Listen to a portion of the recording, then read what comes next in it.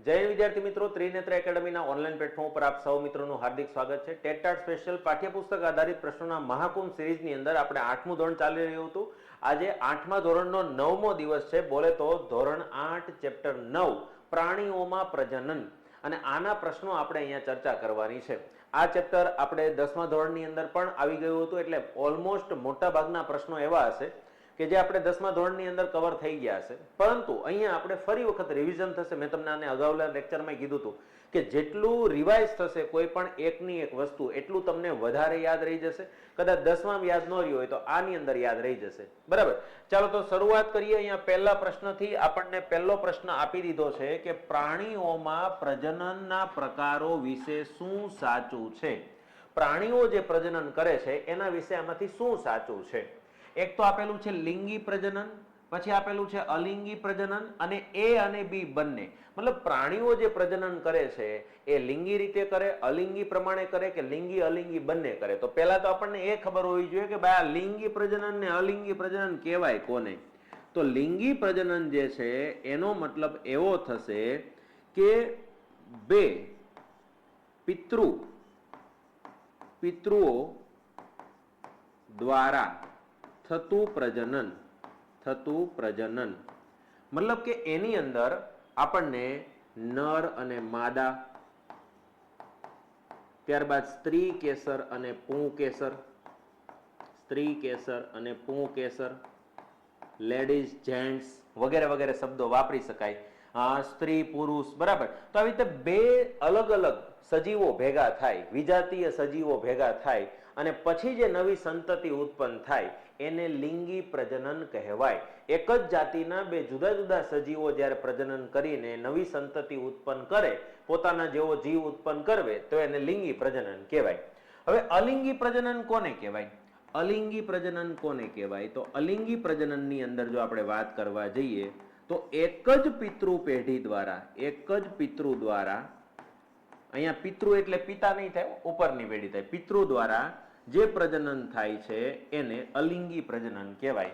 અલિંગી પ્રજનનના પ્રકાર વિશે જો હું તમને વાત જણાવું તો અલિંગી પ્રજનનના ઘણા બધા પ્રકારો છે, જેમાં વાનસ્પતિક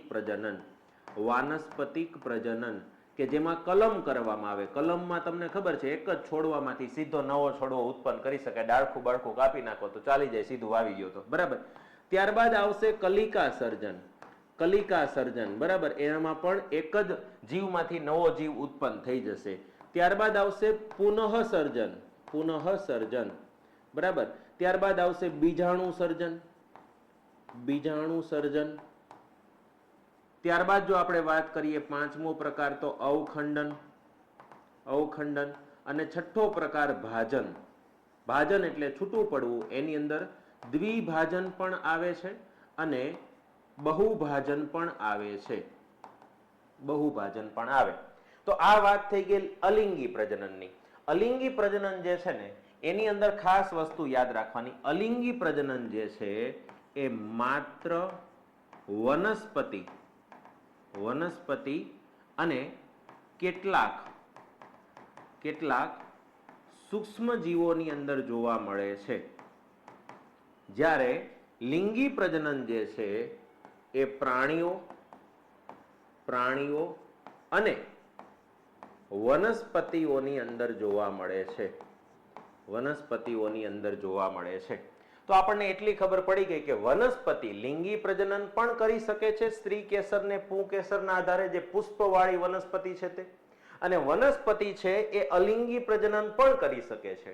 પણ પ્રાણીઓ જે છે એ માત્ર ને માત્ર લિંગી પ્રજનન દ્વારા નવી સંતતિ ઉત્પન્ન કરે છે। એટલે અહીંયા આપણો રાઈટ આન્સર શું થશે તો યાદ રાખવાનું છે લિંગી પ્રજનન।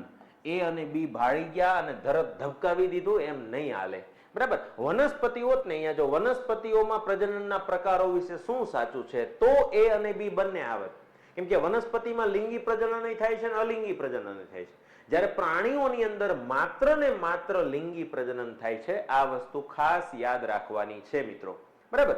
ચાલો આપણે આગળ વધીએ। એના પછીનો પ્રશ્ન જોઈએ તો અહીંયા આપેલું છે કે શુક્રકોષ અને અંડકોષના જોડાણને શું કહેવામાં આવે છે? શુક્રકોષ ને અંડકોષ જોડાય છે એને શું કહેવામાં આવે છે? એના વિશે આપણે વાત કરીએ તો માદાના શરીરની અંદર, સ્ત્રીના શરીરની અંદર અંડવાહિની જે છે ત્યાં માદાનો અંડકોષ અને નરનો શુક્રકોષ ભેગો થાય છે, જેને ફલનની ક્રિયા કહેવાય છે. અને આ ફલનની ક્રિયા જે છે ત્યારબાદ જે તૈયાર થાય છે એને આપણે શું કહીએ છીએ? તો ફલિતાંડ કહીએ છીએ અથવા યુગ્મનજ કહીએ છીએ. બરાબર. તો આપણને એટલી ખબર પડી ગઈ કે શુક્રકોષ અને અંડકોષ ભેગા થવાની જે પ્રક્રિયા છે એને ફલનની પ્રક્રિયા કહેવાય છે. અંડકોષ અને શુક્રકોષ આ બંને જ્યાં ભેગા થાય છે એ ભેગા થવાની પ્રક્રિયાને ફલનની પ્રક્રિયા કહેવાય. શું કહેવાય? ફલનની પ્રક્રિયા. અને એમાંથી જે તૈયાર થાય એને ફલિતાંડ કહેવાય. શું કહેવાય? ફલિતાંડ અથવા તો યુગ્મનજ કહેવાય છે. શું કહેવાય છે? યુગ્મનજ કહેવાય છે. આપણા જીવનની શરૂઆત. અને ફલનની પ્રક્રિયા છે એ સ્ત્રીના શરીરના કયા ભાગમાં થાય છે? તો યાદ રાખવાનું છે ફેલોપિયન ટ્યુબ. ક્યાં થાય છે? ફેલોપિયન ટ્યુબમાં. અને ફેલોપિયન ટ્યુબ એટલે અંડવાહિની. એને શું કહેવાય? અંડવાહિની કહેવાય. આ અંડવાહિનીમાં સ્ત્રીના શરીરની અંદર સ્ત્રીનો અંડકોષ અને પુરુષનો શુક્રકોષ ભેગો થાય એને ફલનની પ્રક્રિયા કહેવાય છે. તો આપણો રાઈટ આન્સર શું થઈ જશે અહીંયા? ફલન. બરાબર. અંડકોષ ને શુક્રકોષ ભેગા થવાની પ્રક્રિયાને ફલનની પ્રક્રિયા કહેવાય. આગળ વધીએ તો એના પછીનો પ્રશ્ન છે કે ફલનના પરિણામે શાનું નિર્માણ થાય છે? મેં તમને હમણાં સમજાવ્યું કે ફલન થાય તો શેનું નિર્માણ થાય? ફલિતાંડનું. અને ફલિતાંડને બીજા શબ્દમાં શું કહેવાય છે? તો યુગ્મનજ કહેવાય છે. યુગ્મનો મતલબ શું થાય? બેકી. યુગ્મનો મતલબ શું થાય? બેકી. યુગ્મનો મતલબ થશે બેકી. અને અયુગ્મ શબ્દ આવે, ગણિતમાં આવા શબ્દો આવે, અયુગ્મ શબ્દ આવે તો મતલબ થાય એકી. તો યુગ્મ એટલે બેકી. તો બે વસ્તુ ભેગી થાય ને એટલે યુગ્મ. બે ભેગા થયા, અંડકોષ ને શુક્રકોષ ભેગા થયા એટલે એને યુગ્મનજ કહેવાય. આ વસ્તુ અહીંયા યાદ રાખવાની છે. બરાબર. ચાલો, અહીંયા તમને દેખાય છે આ પ્રક્રિયા તમને સમજાવેલી દેખાય છે કે ભાઈ અહીંયા આ અંડપિંડ છે, અંડપિંડમાંથી અંડકોષ નીકળે અને બે ભેગા થાય તો એને યુગ્મનજ કહેવાય. આ ફેલોપિયન ટ્યુબ છે. બરાબર. ત્યાંથી ધીરે ધીરે ગર્ભાશયની અંદર સ્થાપિત થાય છે. ગર્ભાશયમાં સ્થાપિત ભ્રૂણ, અને ભ્રૂણને પછી એમાંથી પોષણ મળે ગર્ભાશયની દિવાલમાંથી. બરાબર. આ યુગ્મનજ છે. આને શું કહેવાય? યુગ્મનજ કહેવાય. અંડકોષ ને શુક્રકોષનું મિલન થઈ ગયું અને 9 મહિના સુધી એ યુગ્મનજનો વિકાસ થાય છે. ભ્રૂણની અંદર જે પોષણ મળવાનું કામ છે જરાયુ દ્વારા, સ્ત્રીના શરીરમાં જરાયુ નામની રચના હોય એમાંથી માતાના શરીરમાંથી આ બાળકને પોષણ મળે છે અને એનો વિકાસ 9 મહિના સુધી થાય છે. તો અહીંયા આપણો રાઈટ આન્સર શું થઈ જશે? યુગ્મનજ. બરાબર. ચાલો, ત્યાર પછી જો આપણે આગળ વાત કરીએ તો માદાના શરીરની બહાર થતા ફલનને શું કહે છે? જો ફલન છે ને, આપણે ફલનની વાત તો સમજી ગયા કે ભાઈ ફલન એટલે શું? તો અંડકોષ ને શુક્રકોષ ભેગા થવાની પ્રક્રિયા. પણ ફલન બે પ્રકારે થાય. એકને કહેવાય અંતઃફલન, અંતઃફલન, અને બીજાને કહેવાય છે બાહ્ય ફલન. અને અંતઃફલન કોને કહેવાય? તો જ્યારે પણ માદાના શરીરની અંદર અંડકોષ ને શુક્રકોષ ભેગા થાય એને અંતઃફલન કહેવાય. બાહ્ય ફલન કોને કહેવાય? તો જ્યારે નર કે માદાના શરીરની બહાર ફલન થાય, અંડકોષ ને શુક્રકોષ કોઈ સજીવના શરીરની અંદર ન ભેગા થાય, બહાર ક્યાંક ભેગા થાય એને બાહ્ય ફલન કહેવાય. હવે હું તમને જણાવી દઉં કે આપણા શરીરની અંદર, મનુષ્યની અંદર તમને ખ્યાલ છે કેવું ફલન થાય છે? અંતઃફલન થાય. કોઈ પણ સસ્તન વર્ગનું પ્રાણી હોય, બચ્ચાને જન્મ આપતું હોય, એમાં કેવા પ્રકારનું ફલન થાય? અંતઃફલન થાય. અને માદાના શરીરની અંદર જ અંડકોષ ને શુક્રકોષ ભેગા થાય અને વિકાસ પણ માદાના શરીરમાં જ થાય. બરાબર. પક્ષીઓ જે છે, પક્ષીઓ ભલે ઈંડાને જન્મ આપે, પણ ઈંડાને જન્મ આપ્યા પછી પણ તમને ખ્યાલ છે કે ઈંડું બને છે અંદર, એટલે કે ફલન અંદર થયું, પણ જે વિકાસ થવાની ક્રિયા છે એ ઈંડા સ્વરૂપે બહાર આવીને પછી થઈ. એટલે આપણે કેવું થાય કે બચ્ચાનો વિકાસ પણ માદાના શરીરમાં જ થાય ને અંડકોષ ને શુક્રકોષ એ માદાના શરીરમાં જ ભેગા થાય. જ્યારે પક્ષીઓમાં ને એમાં કેવું થાય છે? ઈંડાને જન્મ આપતા પ્રાણીઓમાં કેવું થાય છે કે ફલન અંદર થાય છે, પણ એ જે ભ્રૂણ છે ને એ આખું બહાર વી આવે છે. એટલે ઈંડા સ્વરૂપે બહાર હવે ન્યા એનો વિકાસ થાય. એટલે કોઈ સજીવના શરીરમાં નથી થતો ઈંડાને જન્મ આપવા વાળા. પણ અહીંયા જે બાહ્ય ફલનની વાત કરીએ છીએ એ ખાસ યાદ રાખજો, મત્સ્ય વર્ગના પ્રાણીઓમાં, ત્યારબાદ દેડકામાં આ બધાની અંદર બાહ્ય ફલન થાય. દેડકાની અંદર શું થાય કે ટેડપોલ વાળી સિસ્ટમ આવે. જેમ કે વાત કરીએ તો નર દેડકો અને માદા દેડકી જે છે એ બે પોતાના અંડકોષ ને શુક્રકોષ ખાબોચિયામાં પાણીમાં તરતા મૂકી દે ને પછી બહાર ભેગા થાય અને એમાંથી નાના નાના ઝીણા ઝીણા ટેડપોલ બને ને એમાંથી પછી આગળ પુખ્ત અવસ્થામાં આવે એટલે દેડકા બની જાય. તો આમાં કેવું થયું કે ફલન બહાર થયું અને વિકાસ બહાર થયો. તો આને બાહ્ય ફલન કહેવાય. શું કહેવાય? બાહ્ય ફલન કહેવાય. દેડકા જેવા પ્રાણીઓની અંદર બાહ્ય ફલન થાય છે. અહીંયા આપણને કીધું છે કે માદાના શરીરની બહાર થતા ફલનને શું કહેવાય છે? તો બાહ્ય ફલન કહેવાય છે. બરાબર. ચાલો ત્યારબાદ આગળ વાત કરીએ તો નીચેનામાંથી શું સાચું નથી? કયું સાચું નથી એ પૂછ્યું છે. તમારી રીતે વાંચો અને પછી તમે વિચારો કે આમાંથી શું સાચું નથી. જો પેલું આપેલું છે કે દેડકા, ગરોળી, પતંગિયું, ફૂદા અંડપ્રસવીના ઉદાહરણો છે.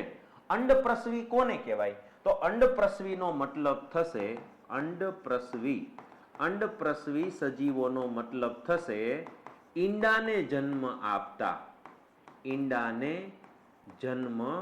આપતા સજીવો જે છે એને અંડપ્રસવી કહેવાય. અપત્યપ્રસવી સજીવો કોને કહેવાય? તો યાદ રાખવાનું છે અપત્યપ્રસવીનો મતલબ થશે બચ્ચાને જન્મ આપતા સજીવો છે એને અપત્યપ્રસવી કહેવાય અને ઈંડાને જન્મ આપતા સજીવો છે એને અંડપ્રસવી કહેવાય. તો અહીંયા આપણને પહેલું વાક્ય આપેલું છે કે દેડકો, ગરોળી, પતંગિયું, ફૂદા અંડપ્રસવીના ઉદાહરણો છે. ત્યારબાદ આપેલું છે કે ગાય, કૂતરા, બિલાડી અપત્યપ્રસવીના ઉદાહરણ છે. ભાઈ આ વિધાન તો સાચું છે. અંડપ્રસવી પૂર્ણ વિકસિત શિશુને જન્મ આપે છે. ના ભાઈ, પૂર્ણ વિકસિત શિશુને જન્મ નહીં આપે. અપત્યપ્રસવી પૂર્ણ વિકસિત શિશુને જન્મ આપે છે. ભાઈ આ બરાબર છે. અને અહીંયા આપેલું છે કે દેડકા, ગરોળી, પતંગિયું, ફૂદા આ બધા અંડપ્રસવી છે. તો એ સાચું છે. બરાબર. તો મતલબ દેડકાઓ ઈંડા મૂકે. તો આપણે વાત કરીને ટેડપોલ વાળી એ સિસ્ટમમાં એવું થયું કે એના અંડકોષ છે બહાર આવી ગયા. બરાબર. શુક્રકોષ બહાર આવી ગયા તો ઈંડું બહાર જ બનવાનું છે. તો અહીંયા ખાસ યાદ રાખશું આપણું ખોટું વિધાન કયું છે? આ અંડપ્રસવી પૂર્ણ વિકસિત શિશુને જન્મ આપે. ના ભાઈ, અંડપ્રસવી શિશુને નહીં ઈંડાને જન્મ આપે. બરાબર. આ વસ્તુ ધ્યાનમાં રાખવાની છે. ચાલો ત્યારબાદ આગળ વધીએ તો ટેટાટની બેચ વિશે આપણે દરેક લેક્ચરમાં જણાવી છે. ફરી એકવાર જણાવી દઉં, ટેટ 1, 2, સેકન્ડરી, હાયર સેકન્ડરી તમામ પરીક્ષાઓની તૈયારી એક જ બેચમાં કરવાની ઈચ્છા હોય, તમારે જે વિષય સાથે તમારું બીએડ હોય એક જ બેચ એટલે Dronacharya batch live plus recorded સ્વરૂપે આપણે ભણાવશું આની અંદર. ત્યારબાદ મેન્સ અને પ્રિલિમ્સ બધો સિલેબસ કવર કરવામાં આવશે. વિષય વસ્તુનું પણ મટીરિયલ આપવામાં આવશે. ટેસ્ટ પણ આપવામાં આવશે. બધી જ વસ્તુ પરીક્ષા સુધીની વેલિડિટી માટે તમને 2199માં અત્યારે મળે છે. આગળ કેટલા મળી નક્કી નથી, પણ અત્યારે 2199માં દ્રોણા કૂપન કોડ નાખો એટલે પરીક્ષા સુધીની વેલિડિટી સાથે તમને આ કોર્સ પ્રોવાઈડ થશે. એવું નહીં કે ભાઈ 6 મહિને પરીક્ષા ન આવી તો કોઈ વાંધો નહીં, 1 વર્ષે પરીક્ષા ન આવી તો કોઈ વાંધો નહીં. તમારી પરીક્ષા પૂરી ન થઈ જાય ત્યાં સુધી તમે આ કોર્સમાં ભણી શકો છો. વધારે કઈ માહિતી જોઈતી હોય તો આ નંબર પર કોન્ટેક્ટ કરો. બાકી આજે જ પ્લે સ્ટોર પર જાઓ, ત્રિનેત્ર ઓનલાઈન ટાઈપ કરો, ત્યાં જઈને દ્રોણાચાર્ય બેચમાં જોવો અને ડેમો લેક્ચર ભરીને મજા આવે એટલે આજથી જ તૈયારી શરૂ કરી દો. એટલે પરીક્ષા આવે ને ત્યાં સુધીમાં ઓલમોસ્ટ તૈયારી થઈ જાય તમારી. બરાબર. બાકી પછી એક હારે ભેગું થતું નથી. એ આપણને, મને તમને બેયને ખબર છે. બરાબર. તો દ્રોણાચાર્ય બેચ એટલે ટેટાટ માટે સ્પેશિયલ બેચ છે. બરાબર. ચાલો આગળ વાત કરીએ તો અહીંયા આપેલું છે કે IVF નું પૂરું નામ જણાવો. IVF સિસ્ટમ ક્યારે કરાવવાની હોય? કે જ્યારે અંડકોષ શુક્રકોષને મળી ન શકતા, શુક્રકોષ અંડકોષને ભેગા ન થઈ શકતા, ફલનની ક્રિયામાં પ્રોબ્લેમ હોય માતા કે પિતાની અંદર, ત્યારે IVF પદ્ધતિ દ્વારા બાળક સંતાન પ્રાપ્તિ કરવામાં આવે છે, જેને ઇન વિટ્રો ફર્ટિલાઇઝેશન તરીકે ઓળખવામાં આવે છે. અને ઇન વિટ્રો ફર્ટિલાઇઝેશન જે છે એમાંથી જે સંતાન પ્રાપ્ત થાય એને ટેસ્ટ ટ્યુબ બેબી તરીકે ઓળખવામાં આવે છે. અને આ ટેસ્ટ ટ્યુબ બેબીને અને ટેસ્ટ ટ્યુબને કોઈ લેવા દેવા નથી. કઈ આમાં બાળકનો વિકાસ ટેસ્ટ ટ્યુબમાં ન થાય. ખાલી યાદ રાખવાનું છે કે અંડકોષ અને શુક્રકોષને બહાર ભેગા કરશે, અઠવાડિયા સુધી એનો વિકાસ થવા દેશે અને પછી એ જે યુગ્મનજ ફલિતાંડ છે એને માતાના ગર્ભાશયમાં સ્થાપિત કરશે અને પછી 9 મહિનાની પ્રોસેસ કન્ટિન્યુ ચાલશે અને પછી એક સંતાન પ્રાપ્ત થશે. એ સંતાનને ટેસ્ટ ટ્યુબ બેબી કહેવાય. આઈવીએફ પદ્ધતિ દ્વારા જે સંતાન પ્રાપ્તિ થાય એને ટેસ્ટ ટ્યુબ બેબી તરીકે ઓળખવામાં આવે છે. અને યાદ રાખજો, વિશ્વની સૌ પ્રથમ ટેસ્ટ ટ્યુબ બેબીનું નામ શું છે? તો યાદ રાખવાનું છે લુઈસ બ્રાઉન. એનું નામ શું છે? Louis brown. બરાબર, આ છોકરી જ હતી. ત્યારબાદ ભારતની સૌ પ્રથમ પૂછવામાં આવે તો ભારતની સૌ પ્રથમ ટેસ્ટ ટ્યુબ બેબીનું નામ શું છે? તો યાદ રાખવાનું છે હર્ષા ચાવડા. બરાબર, અથવા એક બીજું નામ યાદ રાખજો, દુર્ગા, જેનું આખું નામ હતું કનુપ્રિયા અગ્રવાલ. કનુપ્રિયા અગ્રવાલ જે છે એ વાસ્તવિક રીતે આપણા ભારતની સૌ પ્રથમ ટેસ્ટ ટ્યુબ બેબી છે, પણ એનું એક કારણોસર એનું રજીસ્ટ્રેશન ન કરવામાં આવ્યું અને આગળ જતા મુંબઈમાં પેદા થનારી હર્ષા ચાવડાનું સૌ પ્રથમ ભારતની અંદર ટેસ્ટ ટ્યુબ બેબીમાં રજીસ્ટ્રેશન થયું. એટલે ભારતની સૌ પ્રથમ ટેસ્ટ ટ્યુબ બેબીમાં કોની ગણના કરવામાં આવે? હર્ષા ચાવડાની. બાકી વાસ્તવિક રીતે દુર્ગાનો જન્મ સૌથી પહેલા થયો હતો. એ પ્રશ્ન પૂછશે તો તમને આઈડિયા આવી જશે કે આનું નામ લખવાનું છે કે આનું. અને જો એવું પૂછવામાં આવે કે ગુજરાતની સૌ પ્રથમ ટેસ્ટ ટ્યુબ બેબી કોણ છે, તો એમાં જવાબ યાદ રાખવાનો છે શ્રી. 1995 ની અંદર ગુજરાતની અંદર સૌ પ્રથમ ટેસ્ટ ટ્યુબ બેબીનો જન્મ થયો, જેનું નામ હતું શ્રી. બરાબર, તો આ ત્રણે ત્રણ તમારા માટે મોસ્ટ આઈએમપી છે. આ વસ્તુ ખાસ યાદ રાખજો. જીકે સ્વરૂપે કે સીધો પ્રશ્ન પૂછાય તો આપણે યાદ રાખવાનું છે. અને આઈવીએફ નું પૂરું નામ શું છે? તો ઇન વિટ્રો ફર્ટિલાઇઝેશન. બરાબર, આ વસ્તુ યાદ રાખજો. ચાલો, ટેસ્ટ ટ્યુબ બેબીનો સવાલ છે, વિધાન આપેલા છે. અહીંયા આપણને પૂછ્યું છે કે નીચેના વિધાનો માટે શું કહી શકાય? વિધાન 1 આપેલું છે કે ટેસ્ટ ટ્યુબ બેબી પદ્ધતિમાં બાળકનો વિકાસ ટેસ્ટ ટ્યુબમાં થાય છે. ના ભાઈ, આ ખોટું છે. વિધાન 2 શું આપ્યું કે ટેસ્ટ ટ્યુબ બેબી પદ્ધતિમાં બાળકનો વિકાસ માતાના ગર્ભાશયમાં થાય છે. હા ભાઈ, આ સાચું છે. તો પહેલું ખોટું છે ને બીજું સાચું છે. ક્યાં આપેલું છે? સી માં. પહેલું વિધાન ખોટું છે અને બીજું વિધાન સાચું છે. બરાબર, ચાલો ત્યાર પછી આગળ વાત કરીએ તો નીચેના પૈકી ફલનની રીતે અલગ પડતું પ્રાણી જણાવો. જો આમાં તમને ખબર છે કે અંતઃફલન, બરાબર, સોરી, બાહ્ય ફલન. માછલીઓમાં બાહ્ય ફલન, દેડકામાં બાહ્ય ફલન, સ્ટારફિશમાં બાહ્ય ફલન. જળચર પ્રાણીઓ મોટા ભાગના એવા છે જે બાહ્ય ફલન કરે છે, જ્યારે કૂતરા છે એ અંતઃફલનની પ્રક્રિયા કરે છે. અંડકોષ અને શુક્રકોષનું મિલન કૂતરાના શરીરની, મતલબ કૂતરીના શરીરની અંદર થાય છે. બરાબર, તો અહીંયા આપણે અલગ પડતો વિકલ્પ કયો છે? કૂતરો. ફલનના આધાર જોવા જઈએ તો આગળ વધીએ. અહીંયા આપેલું છે કે હાઇડ્રામાં કેવા પ્રકારનું પ્રજનન જોવા મળે છે? આપણે જે અલિંગી પ્રજનન જોયા ને, અલિંગી પ્રજનન,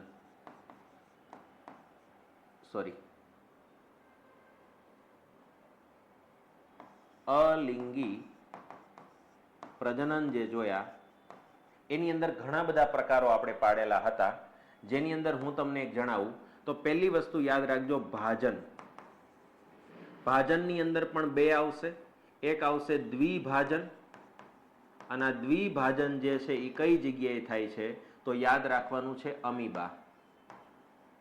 બરાબર, ત્યારબાદ એક યાદ રાખવાનું છે બહુભાજન.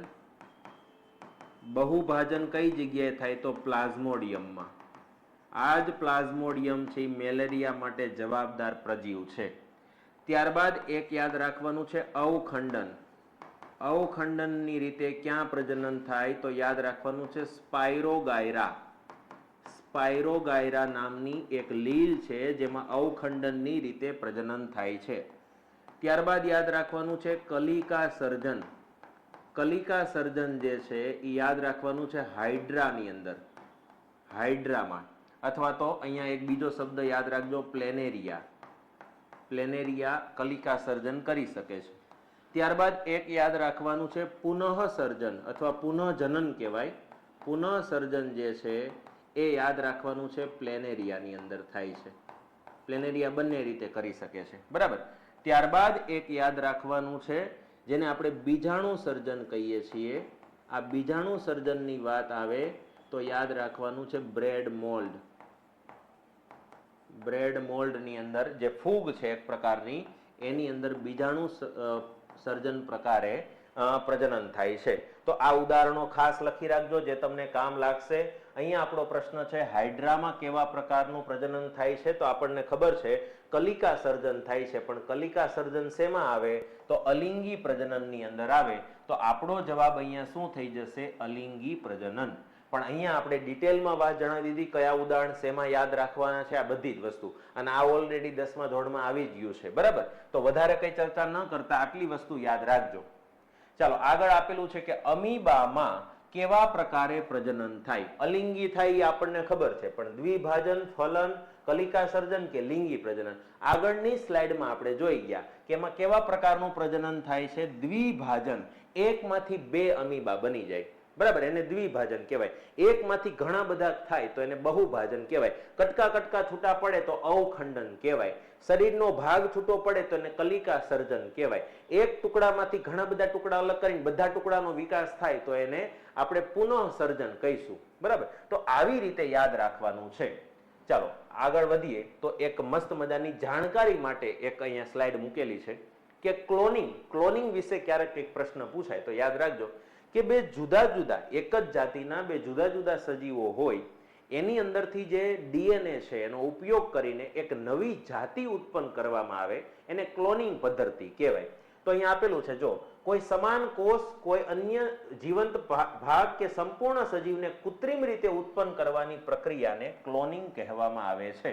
અને કોઈ પ્રાણીનું સફળતાપૂર્વક ક્લોનિંગ જે છે એ સર્વપ્રથમ યાદ રાખવાનું છે ઇયાન વિલ્ટમ નામના વ્યક્તિએ પહેલી વખત દુનિયાની અંદર ક્લોનિંગ પદ્ધતિથી એક સજીવ ઉત્પન્ન કર્યું. અને એ જે એના વ્યક્તિ સ્કોટલેન્ડમાં એડિનબર્ગ ખાતે આવેલા રોજલિન ઇન્સ્ટિટ્યૂટમાં તેઓએ એક ઘેટાને ક્લોન કર્યું જેનું નામ ડોલી હતું. દુનિયાનું પહેલું ક્લોનિંગ પદ્ધતિથી ઉત્પન્ન થનાર સજીવ કયું છે, પ્રાણી કયું છે? તો એ છે ઘેટું અને એનું નામ હતું ડોલી. ડોલીનો જન્મ ક્યારે થયો હતો? યાદ રાખજો, 5 જુલાઈ 1996માં. 5 જુલાઈ 1996 ના રોજ આ ઇયાન વિલ્ટમ દ્વારા ઘેટાનું ક્લોનિંગ કરવામાં આવ્યું. ડોલી પહેલી વખત આ ક્લોનિંગ સ્વરૂપે પેદા થયું, બરાબર?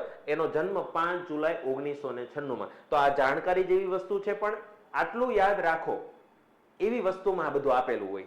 અને એ જ યાદ રાખવાનું હોય, કેમ કે એ જ આપણને સ્પર્ધાત્મક પરીક્ષાની અંદર પૂછાતું હોય. તો આ વસ્તુ ખાસ યાદ રાખજો, પરીક્ષામાં કામ લાગે એવી માહિતી છે. તો આ હતું આપણું ધોરણ 8નું આ 9મું ચેપ્ટર, એટલે કે પ્રાણીઓમાં પ્રજનન, બરાબર? મસ્ત મજાની આપણે ચર્ચાઓ કરી, ઘણા બધા પ્રશ્નો એવા જોવા મળ્યા અને અમુક પ્રશ્નો એવા હતા જે પરીક્ષા લક્ષી આપણને કામના લાગ્યા, બરાબર? તો ફરી પાછા મળીશું ધોરણ 8ના 10મા ચેપ્ટર સાથે આવતીકાલે. ત્યાં સુધી જય હિન્દ, જય ભારત.